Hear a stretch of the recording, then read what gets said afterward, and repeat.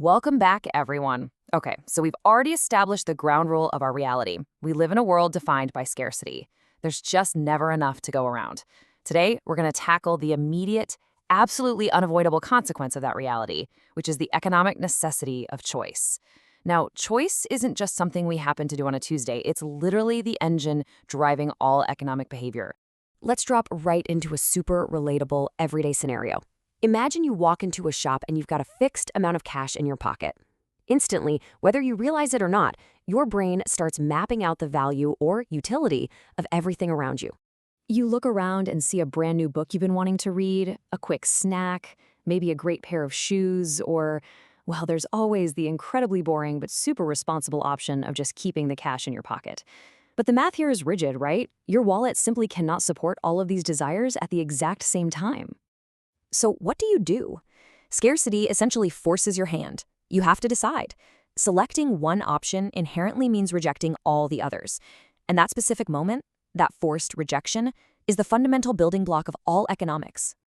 So let's officially define what we mean by economic choice. In strict economic terms, choice is making a decision between two or more alternatives when resources are limited. I really want to emphasize that it's not just stating a preference. It's not like casually saying, oh, my favorite color is blue. No, it's a forced action compelled entirely by the fact that your money, your time, and your energy are finite. And honestly, it's completely unavoidable in daily life. Think about it. The second you wake up, you immediately run headfirst into a strict resource limitation, your time. Are you going to study, exercise, doom scroll on your phone, or just hit snooze and sleep a little more? You literally cannot do all of these things at 7 a.m. Scarcity demands that you prioritize. Which brings us to the really fascinating part, the actual cost of making a choice. Let's take a student who suddenly has 3 free hours. Now, studying is probably going to lead to better marks, while watching a movie provides immediate, guaranteed entertainment. Choosing to study means you are actively sacrificing that entertainment. But flip it around. Choosing the movie means burning that valuable study time. A firm decision has to be made, and something is always left behind.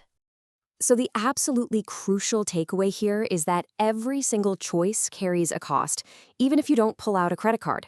In economics, cost is very often invisible. When you pick one path, you immediately lose the benefit of your next best alternative. That invisible sacrifice, it is always, always present. Now, let's zoom out a bit and see how choices play out across all of society. It's wild to look at how the stakes escalate here. Individuals balance buying and saving. Households have to allocate their combined income between needs and wants. Businesses are constantly deciding what to produce, who to hire, and where to invest their capital. And right at the top, governments are balancing massive budgets, healthcare versus defense versus education.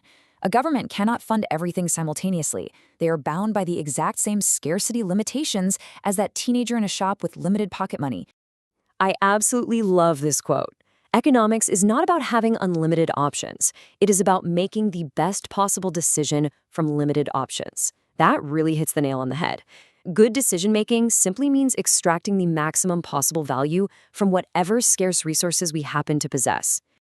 Okay, let's bring all these concepts together and build the bridge to economic thinking. What we've been talking about creates a very logical chain reaction. Step 1, scarcity, meaning limited time, money, or energy, forces us to make decisions. Step 2, the active human process of making those decisions is what we call choices. And finally, step 3, every single choice yields a trade-off, which is the sacrifice of your next best alternative. So think of it this way. Choice is quite literally the bridge between raw scarcity and actual economic behavior. Without this active human step of evaluating and choosing, the whole discipline of economics simply wouldn't exist. It begins exactly where choice begins. All right, let's do a rapid-fire summary to lock this all in. Choice means selecting one option from many. It exists for one reason, because resources are limited. We see it happening at all levels of society, from your daily habits to global government policies. And without exception, it always involves giving something else up. So I want to leave you with this thought. What is the real, invisible cost of the very next choice you make? Seriously, when you decide what to do the exact second this explainer ends, what are you sacrificing to do it? That lost value, that next best alternative you just gave up, well, it actually has a formal name. It's called opportunity cost. And that is exactly what we are going to unpack in our next explainer. Thanks so much for tuning in, and I'll see you then.